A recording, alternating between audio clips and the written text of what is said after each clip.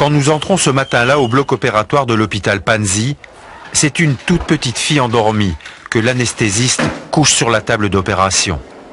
Lucie n'a que 18 mois et toute l'attention des infirmiers et des médecins se concentre sur elle. D'habitude, ce sont des femmes que l'on opère ici. Des femmes et des jeunes filles violées par les protagonistes d'une guerre qui meurtrit la région depuis trop longtemps. Mais elle n'a que 18 mois.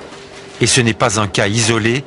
Lucie est le 11e bébé violé que les médecins de l'hôpital congolais doivent opérer depuis le début du mois. Ce qui est dramatique pour cette famille, c'est que la mère elle-même a eu cette petite fille à la suite d'un viol.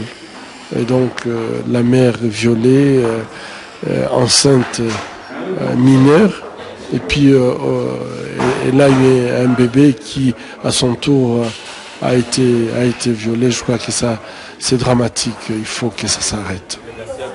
Le docteur Mukwege, celui que l'on surnomme l'homme qui répare les femmes, devrait faire partie de la liste des candidats au prix Nobel de la paix le 11 octobre prochain. J'ai toujours dit, si le prix Nobel de la paix peut signifier la paix pour des millions de femmes martyrisées pendant plus de 15 ans, bientôt 20 ans dans cette région, je crois que c'est avec grande émotion que l'on peut apprendre cette nouvelle. Plus de 40 000 femmes et fillettes violées ont été soignées dans l'hôpital du docteur Mukwege. On évoque le fait que vous soyez un candidat potentiel au prix Nobel de la paix. Qu'est-ce que ça vous fait?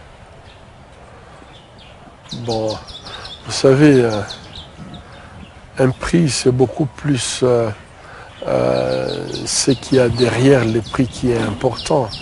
J'ai toujours dit, si le prix Nobel de la paix peut signifier la paix pour des millions de femmes martyrisées pendant plus de 15 ans, bientôt 20 ans dans cette région, si ça peut signifier ça, alors c'est un grand prix et je crois que c'est avec toute émotion qu'on peut recevoir ces prix, parce que vous ne pouvez pas vous imaginer la souffrance des femmes que l'on voit ici à l'hôpital, des filles qu'on a qui sont nées ici du viol et qui elles-mêmes ont été violées et qui ont des enfants violés. Vous sentez qu'on ne peut pas accepter à notre siècle qu'il y ait des générations faites de personnes violées et sans filiation. Je pense que si ce prix peut signifier finalement la fin de la guerre et la paix pour ces femmes, je crois que c'est avec grande émotion que l'on peut apprendre cette nouvelle. Je vous remercie. Merci beaucoup, docteur. C'est de l'humanitaire que vous faites? Non, moi je ne fais pas de l'humanitaire. Denis me demande de faire un travail. Je suis un expert qui sait faire de la laparoscopie et je fais ce qu'il me demande. Et je lui rends des comptes d'ailleurs. Donc on n'est pas du tout dans un rapport de rendre service ou d'aide. On est dans un rapport éventuellement de solidarité. L'humanitaire actuellement, j'ai un peu l'impression, en tout cas en Afrique, qu'un bon noir est un noir pauvre qui dit merci. Non, je ne suis pas du tout dans ce move-là. Je ne parle pas de l'humanitaire à sac à dos au début, où il y avait vraiment une spontanéité. Je parle maintenant de cette humanitaire qui sont devenus de véritables multinationales, dont on ne connaît pas d'ailleurs la légitimité, parce que ce pas des gens qui ont été élus. Ils dépendent de sponsors privés, de temps en temps du gouvernement dont on ne sait pas exactement ce qu'ils veulent. Et donc, on peut se poser des questions sur l'humanitaire à partir du moment où ce sont des multinationales. Ça pose question. Au début de Médecins sans frontières, on ne se posait pas la question. C'était forcément chouette. Ceci dit, moi je préfère la solidarité à l'aide. L'aide implique une asymétrie. C'est ça. Quand tu es solidaire, c'est la fraternité humaine. Quand tu aides, il y a celui qui donne et il y a celui qui reçoit.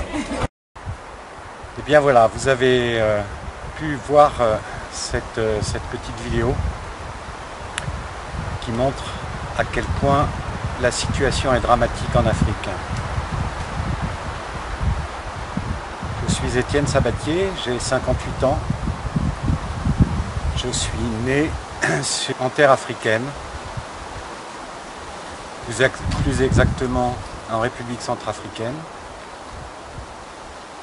et j'ai été très sensibilisé par les différents reportages que l'on peut trouver sur internet à propos de l'Afrique. Je suis photographe et je ressens un appel très profond de l'Afrique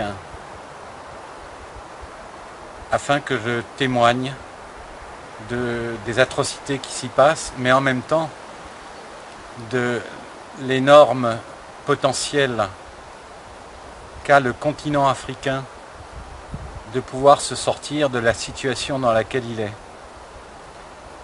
De très nombreux pays en Afrique sont régulièrement pillés de leurs richesses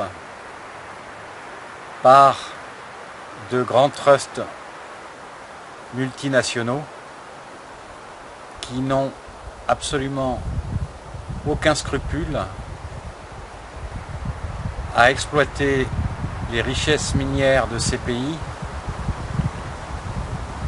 sans aucune contrepartie pour les populations indigènes.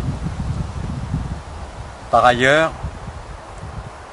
il y a de plus en plus de groupuscules africains à qui on a laissé sentir l'odeur de l'argent et du pouvoir, qui veulent s'emparer des rênes du pouvoir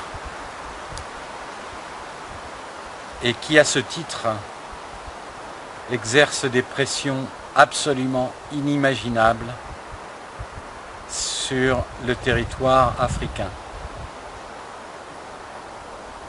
Des femmes, comme nous l'avons vu dans le reportage, sont régulièrement violées, mais le plus affreux encore, ce sont des enfants, des bébés, et sans ne parler que des femmes, il y a de très nombreuses exactions dans toute l'Afrique centrale et même dans toute l'Afrique en général. Je souhaite donc partir en Afrique grâce aux expositions que je vais pouvoir faire grâce à vous, qui me permettront de financer ce voyage en Afrique où je compte rester environ 1 an, de façon à visiter plusieurs pays et témoigner de tout ce potentiel qu'a l'Afrique de pouvoir devenir de véritables partenaires avec les Occidentaux. Voilà, je vous laisse prendre connaissance du projet. Je vous remercie d'avoir regardé cette vidéo jusque-là et j'espère à très bientôt dans des reportages que je ferai du pays où je me trouve en Afrique. Merci à vous.